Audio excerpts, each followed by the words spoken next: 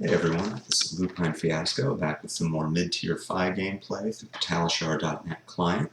Today we've got a fun little game for you. This is the Mirror against FaB Rising Rebellion. In this matchup we are choosing to go second. This is an aggro mirror in the purest sense of the word. There's no sideboarding involved here. We're not bringing in defense reactions or any sort of arsenal disruption. We are just trying to kill our opponent before they kill us. Good old-fashioned flesh and blood.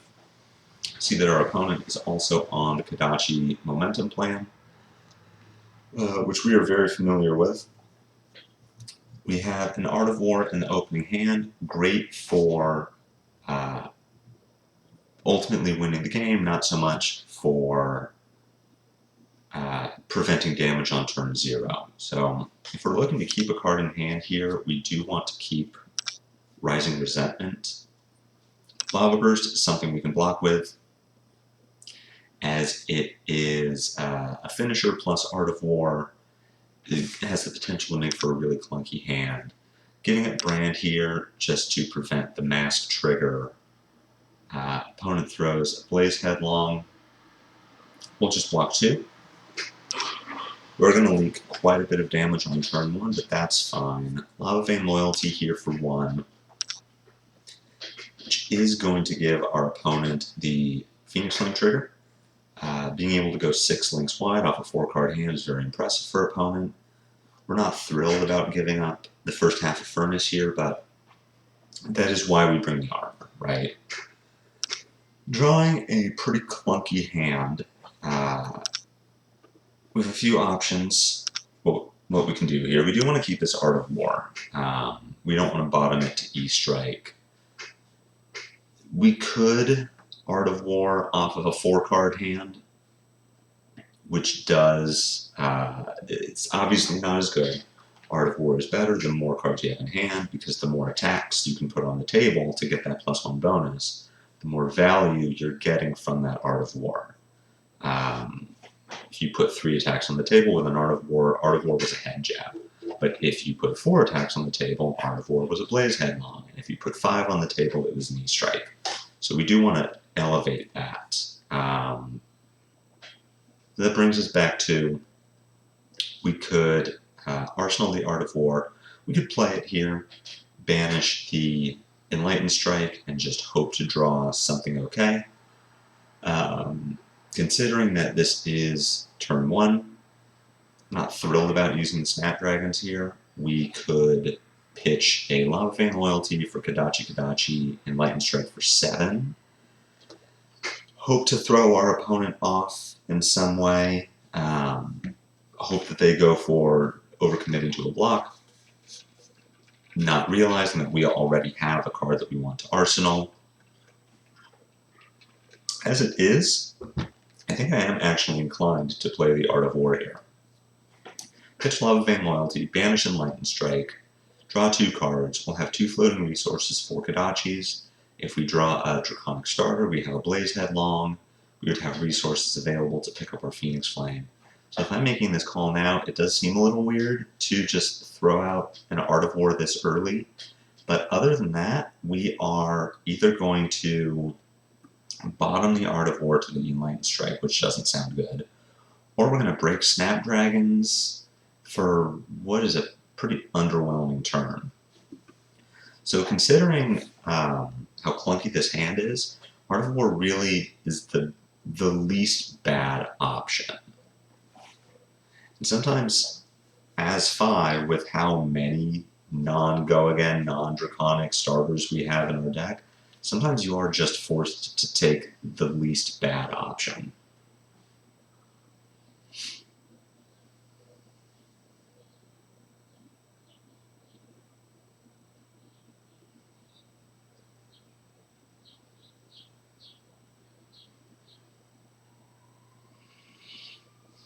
Banishing Enlightened Strike here. Enlightened Strike is not a great card to have with Art of War.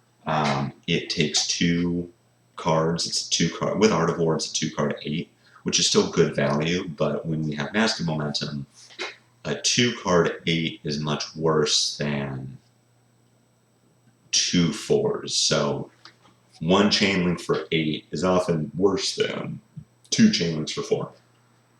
Our Art of War does draw us into some cards that we can actually use. Trying to figure out the sequencing here with the Rise from the Ashes. We could Kadachi Blaze Headlong for 8, which has a high chance of drawing us a card if our opponent doesn't use equipment or a card from hand to block one of the Kadachis. Usually people don't. At this point, people are trained to let the Kadachis hit and block whatever the third link is. We have the option of putting this Phoenix Flame back into our graveyard. We could Phoenix Flame for 4, break the chain to get it back into our yard. With Brand and Kadachis, we'd be able to pick it up again. But unfortunately, we aren't going to be able to threaten Mask twice with this hand. Kadachi Blaze. Blaze gets blocked out. We have 2 attacks to follow it up. Phoenix Flame, close the chain. Brand, Kadachi, Phoenix Flame. We have 2 attacks to follow it up. So the most we can get out of this is 5 links.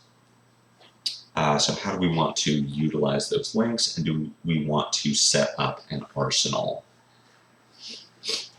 Here, playing this Brand first to try to pick up the Phoenix Flame again would eat the Shuko trigger, so this Phoenix Flame would only come in for 2. That's an easy block with Furnace.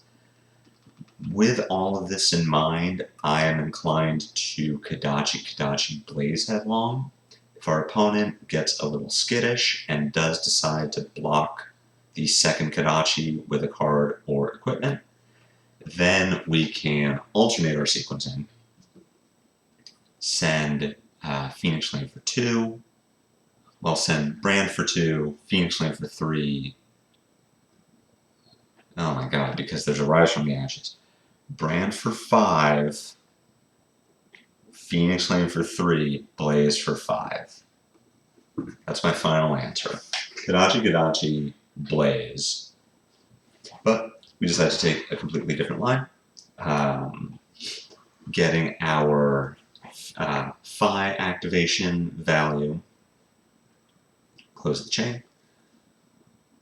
We can still send Brand for 3, Kadachi for 1, Blaze for 5, Kadachi for 1, Arsenal of Phoenix Flame. But looking back on this, I don't agree with this line. Kadachi Blaze for 8, I think, was a lot stronger. FaB does run a decent number of 3 blocks, so there's a chance that we get 2 cards and a Furnace to prevent the Blaze hit, but more often than not, FaB is going to have 2 blocks, so we might even get 3 cards plus equipment to stop the Blaze, or the Blaze hits, does a significant amount of damage, and lets us set up an arsenal for next turn.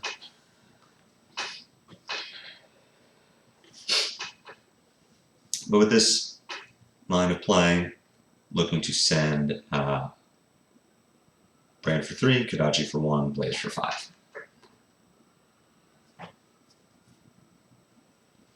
Blaze for 5 is still good, getting a 3 block and equipment from our opponent's hand. FaB with 3 cards is a lot worse than FaB with 4.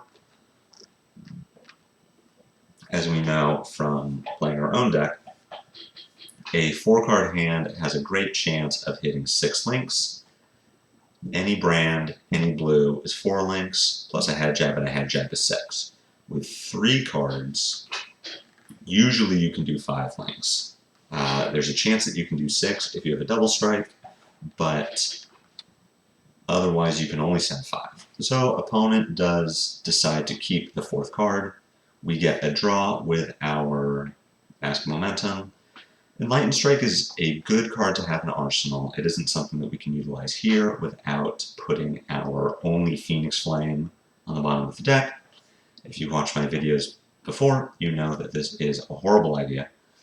Never lose your only Phoenix Flame. Always have 1 Phoenix Flame in your arsenal unless you can win the game on the spot. Now, a fairly unimpressive hand here. We can bottom the Mounting Anger to the Enlightened Strike, but with no blue. We're just sending head jabs. Deciding here whether we want to stop the Mask Momentum trigger here. We see an opponent with a pretty bad hand themselves. 2 Spreading Flames and 2 head jabs is fine. That is 11 damage off a 4-card hand.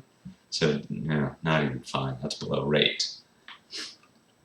We can choose to block this Rising Resentment and stop the Mask trigger using Furnace and the Mounting Anger. On our turn, we would send Ronin, Brand, Ravenous Rabble as the Mask trigger. That's 3 Draconic Links, pick up a Phoenix Flame for an extra 1 point of damage, and just reset.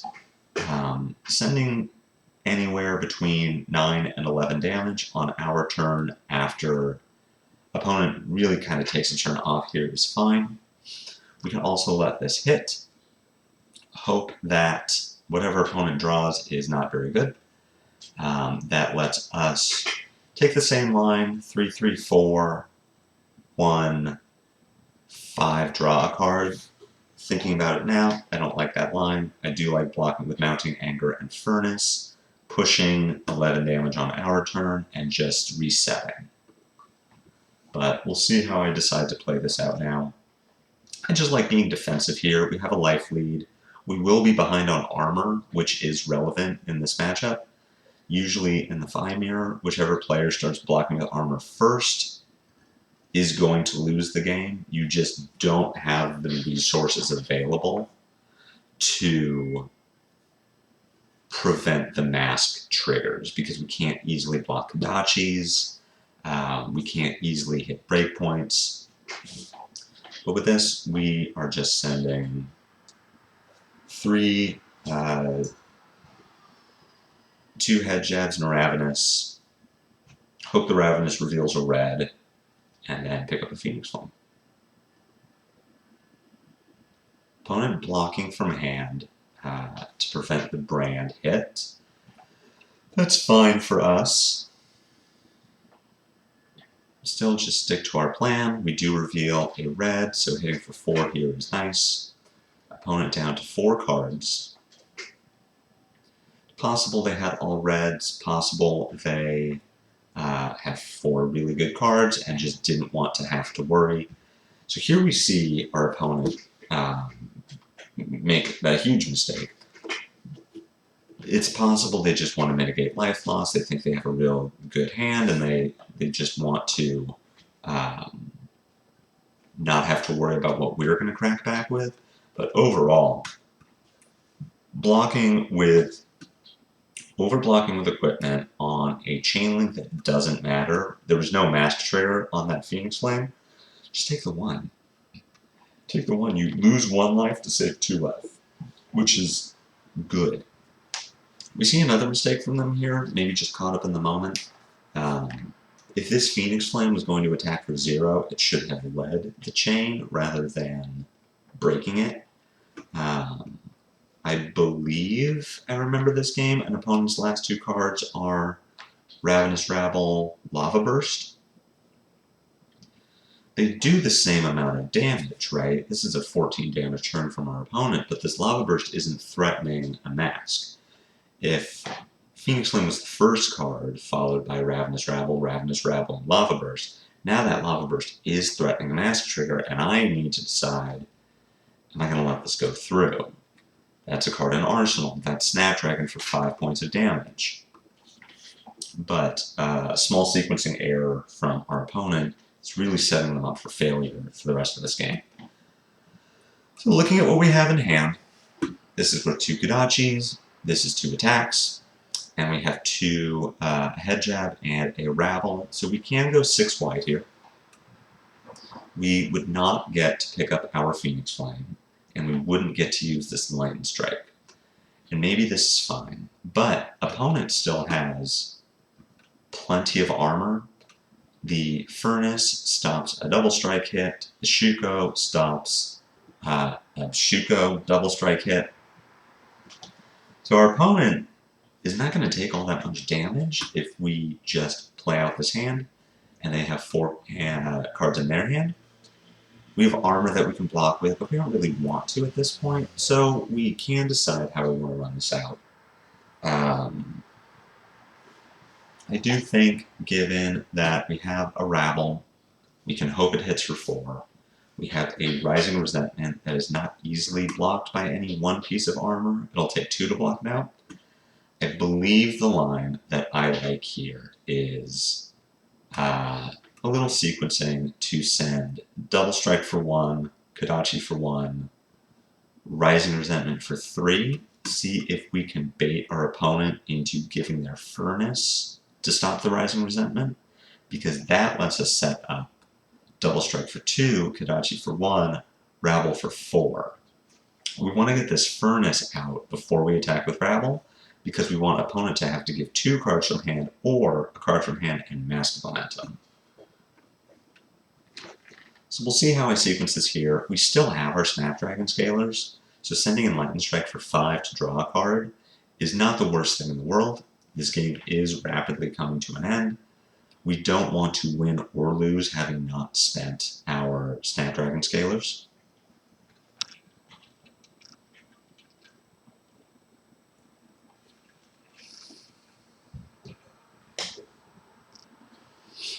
Throwing a Double Strike second. I don't love this.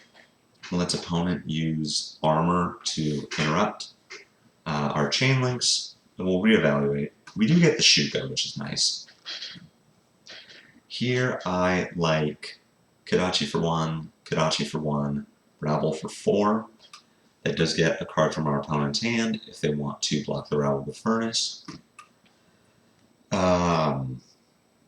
We can then E-Strike for 5, draw a card, or we can just send Resentment for 3, push a little more damage, and keep this E-Strike.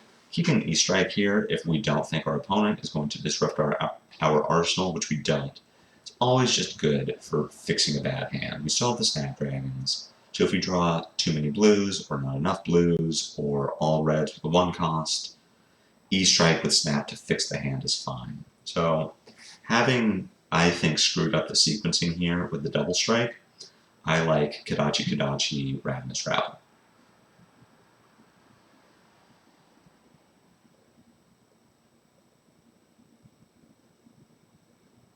I believe I'm just counting chain links here. See how many links I could possibly threaten. If possible, I'm considering a line of Ravenous Rabble, Rising Resentment, E-Strike for 7. It does push 14 damage with a mask trigger at the end. This is the higher damage line compared to Kodachi Kodachi, Rabble for 4, Rising Resentment for 3. And looking back on it now, I agree with this plan quite a bit. It's a good mix of threatening a mask trigger and also killing the opponent. Something I don't pay enough attention to in my own games is what is the best mask play versus what is the best damage play. And sometimes those aren't the same play. Sometimes you do need to evaluate the game state and say, I just want to kill you. I don't need to threaten mask. The on-hit is death. We are rewarded for using our Lightning Strike by drawing Snatch. Snatch is just the best way to get value out of Snapdragons here. We get probably a card from hand and opponent Mask Momentum. Use our Snapdragons. We have another Mask Momentum threat coming at the end of this turn. 3/3 Phoenix Link for 1. Gets a card from our opponent's hand. Mixing up the sequencing here. Yeah, that does make sense.